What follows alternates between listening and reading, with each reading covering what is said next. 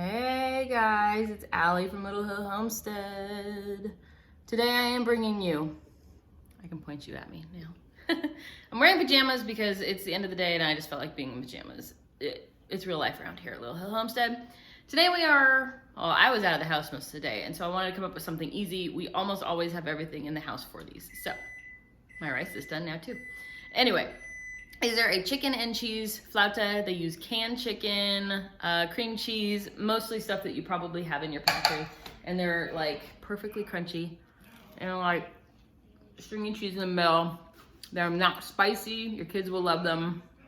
Yes, they're fried. You have other options if you keep watching them. Anyways, keep watching for the recipe. All right, I have a medium size, I don't know what this is, it's like an 8-cup just glass bowl that I got in an estate sale. I have 2 cans of canned chicken. We keep this in our long-term storage because it doesn't expire for like years, but we do like to use it in certain recipes so that it doesn't expire and we have like 45 cans of canned chicken. So I'm gonna put 2 cans, they've been drained, into our thing. I have 1 cup of cheddar. Well, you can do cheddar cheese, you can do mozzarella. I had Colby Jack on hand, so we're gonna use that. I did wash my hands, by the way, so they're clean. I have a 1/3 of a cup of salsa. This is our homemade picante, but you can use anything you got. 1 block of cream cheese. I forgot to let it soften, so it's just came out of the fridge. Then we need 1/4 teaspoon of all of our spices. This is cumin. I've got some granulated onion, 1/4 teaspoon. Granulated garlic, 1/4 teaspoon, and chili powder, 1/4 teaspoon. All right, I'm gonna use my hands because, like I said, this did not get softened at all, and so I'm gonna just use my arm power to get through this. But you're just gonna fully incorporate it. This looks disgusting. I'm like, you guys, it's delicious, but you can use a spoon. Like I said, my hands are clean, and to me, this is the best way when you have cream cheese that's not softened to get it all incorporated with that chicken. All right, I'm gonna finish mixing this together and then I'll show you the next step. All right, I have washed my hands and we're on to the next step. I have 12, how big are those? 8, 6-inch, I don't know, tortillas. One of the things we're gonna learn to make this year on our own, and we've tried it before and I have not figured it out fully, are tortillas, because commercial tortillas are actually really have a funky ingredient list. And they last forever because of it, but they're not exactly the best. Anyways, our mix is now totally incorporated. This is 1/4 of a cup, measuring cup. These are from Walmart. I got them years ago and I use them for everything. And they're like $1.50 or $2. Anyways, 1/4 cup of our mix is going into the tortilla. I'm just gonna spread it out so that it's basically spread out. And then I just roll it this way, kind of tuck that under and then continue rolling it. And then I have, let me dump some of these out so I don't touch everyone in here. I have toothpicks and I'm just gonna stick a toothpick in the top of it. Oh, you can't see my finished flauta. There you go.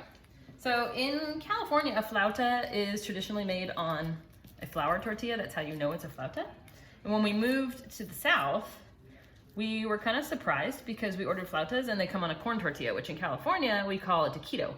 So we don't find flour tortilla taquitos, flautas, in the South. So it's kind of interesting. Anyways, I'm gonna finish rolling these, but yeah, basically you just do this till you run out of mix. It should make about 12.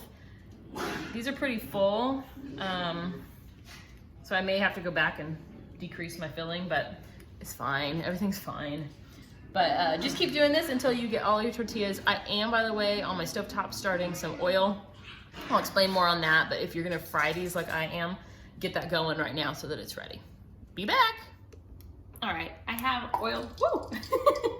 I have oil, my hand was wet and I threw it at it. I have oil going in my pan. I had it on high. I'm gonna go ahead and turn it to like medium now that I know it's nice and warm. So these cook up pretty quick, so I'm gonna go ahead and set those in there. Whoop. I do like 4 at a time.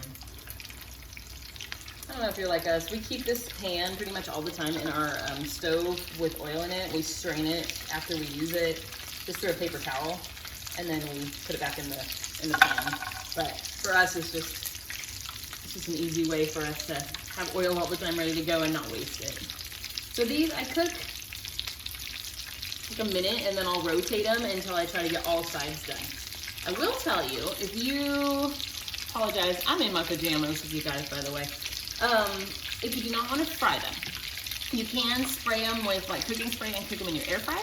You can also oven bake them. I would do like 425 for like 15 minutes and see how they go. But again, you need to spray them with some kind of oil or brush them with some oil before you bake them, just to get the tortilla to do like a nice toasty thing. So.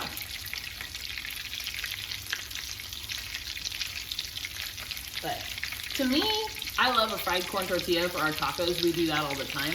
But there's nothing like a fried flour tortilla. Like, they're delicious. I don't know. It's a nostalgic thing or something. I don't know. My mom used to fry tortillas like this, just flat. And then as soon as she took them out, she would put like cinnamon sugar on them and stuff like that. Make like a churro type of a thing. But we find them delicious. And this should, this will cook long enough to heat your chicken all the way through. There was nothing in it that was uncooked, so you just gotta warm it up. Okay, I'm gonna do these a little rotate. Oops, or not. You're gonna fight with me, all right. You grab them by the toothpick. Sometimes it'll help rotate them a little easier. Now see, our oil is going to get pretty dirty from these, so I'll probably replace it after this, especially because it's got meat in it. But you can see they're just kind of frying away, looking beautiful. You just want to keep rotating them until all sides are cooked through.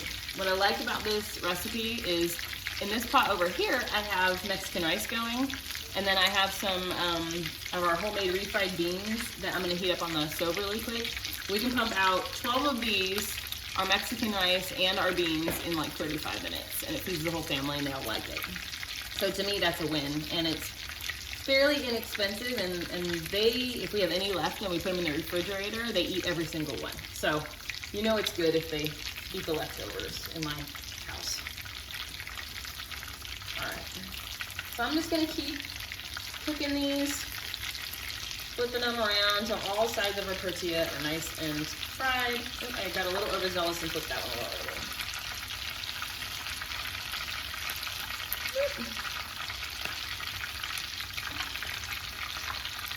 You can do this with burritos too. Fry the outside of your burritos and it's bomb. But obviously this is not the healthiest meal. We don't eat like this very often, but we were out of the house most of the day today. And this is something that I can do, still a home cooked meal, but I can throw it together really quickly. And we almost always have the ingredients for this one on hand, which is what we stockpile. So, all right, I'm gonna finish these ones up. I'm gonna get my other ones cooking, and then I'll show you the final result. All right, guys, here's our finished chicken and cheese flautas. Aren't they pretty? Some of them I do a little less cooked. Some people in our house like them more like this. And then these ones I did a little more because we like them more a little bit crispy. I tore one apart just to make sure it was cooked through, but I wanted to show you guys. They're cooked through. There's chicken and cheese in the middle. They're like perfectly delicious and tasty. Okay, I'm pointing you guys at me. I'm wearing pajamas because it's the end of the day and I want to be. But